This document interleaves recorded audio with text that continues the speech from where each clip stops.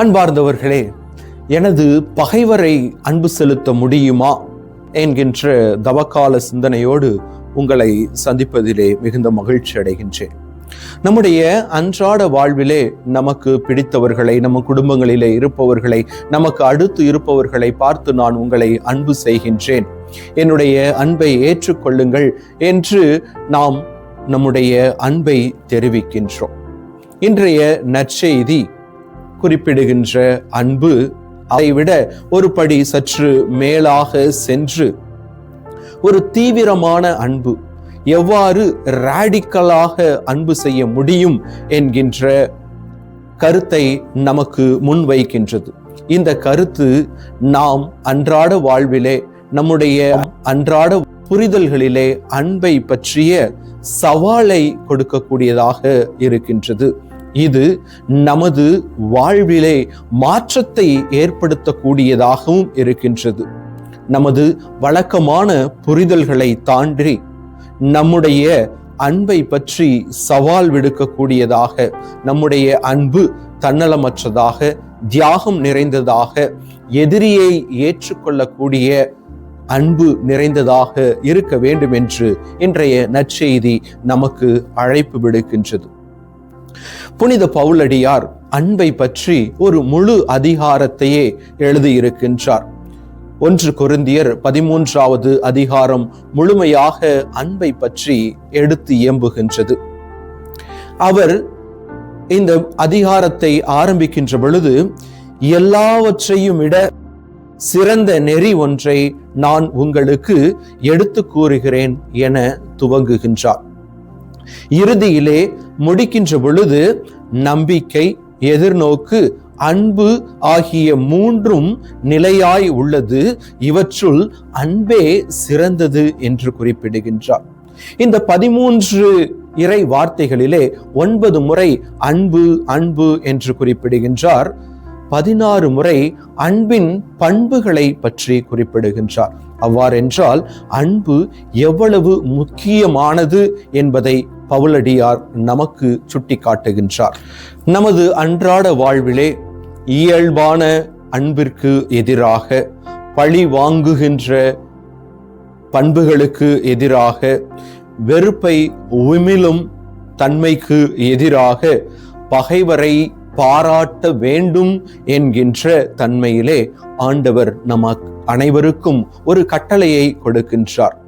அது என்ன கட்டளை என்று பார்க்கின்ற பொழுது, மத்தேயு நற்செய்தி 5வது அதிகாரம் 43-44வது வசனங்களிலே, உனக்கு அடுத்தவரை அன்பு கூர்வாயாக, பகைவரிடம் வெறுப்பு கொள்வாயாக என கூறப்பட்டிருப்பதை கேள்விப்பட்டிருக்கிறீர்கள்.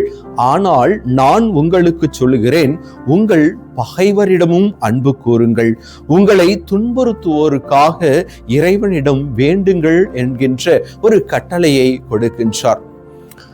இந்த கட்டளை நம்முடைய வழக்கமான புரிதலிலிருந்து சற்று மாறுபட்டிருப்பதையும் வித்தியாசப்பட்டிருப்பதையும் நம்மால் பார்க்க முடிகின்றது. இது எவ்வாறு சாத்தியம் என்று சற்று அலசி ஆராய்ந்து பார்ப்போம்.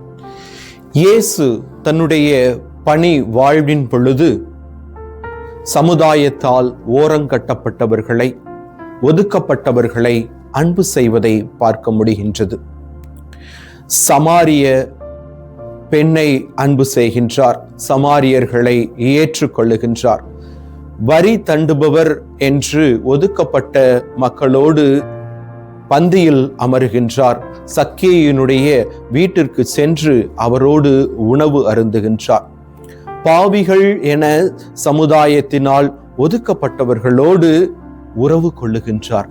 இவ்வாறாக இயேசு அனைவரையும் சம நிலையிலே பாவிக்கின்றார். இவர்களும் ஆபிரகாமின் மக்கள் என்கின்ற எண்ணத்தோடு மற்றவர்களை ஏற்றுக்கொள்ளுகின்றார், அரவணைத்து வாழுகின்றார்.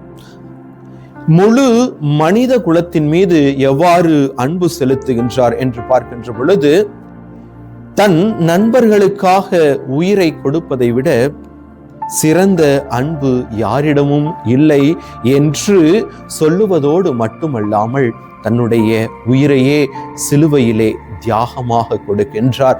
அப்பொழுது கூட தந்தையே, இவர்கள் செய்வது இன்னதென்று அறியாமல் செய்கின்றார்கள் என்று புது விதமாக எல்லோரையும் தன்னை துன்புறுத்தியவரையும் அன்பு செய்வதை நம்மால் பார்க்க முடிகின்றது.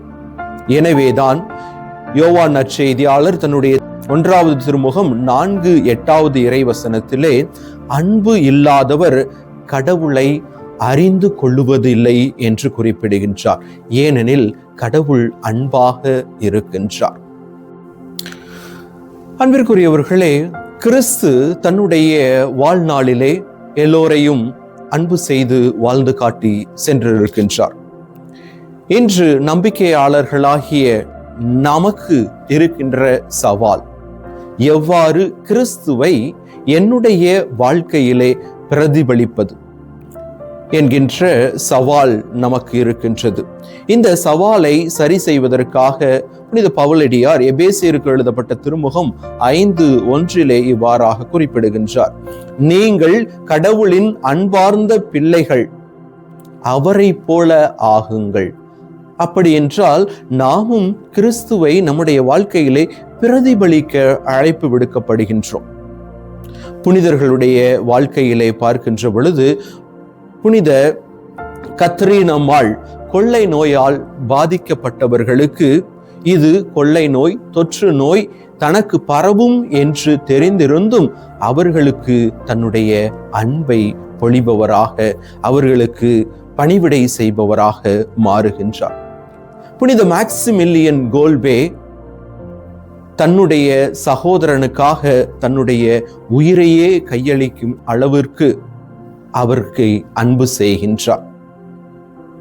புனித பிரான்சிஸ் அசிசியார் வாழ்க்கையிலே பார்க்கின்ற பொழுது கிறிஸ்துவுக்காக எல்லாவற்றையும் உதறிவிட்டு பிறரோடு பகிர்ந்து வாழுகின்றார்.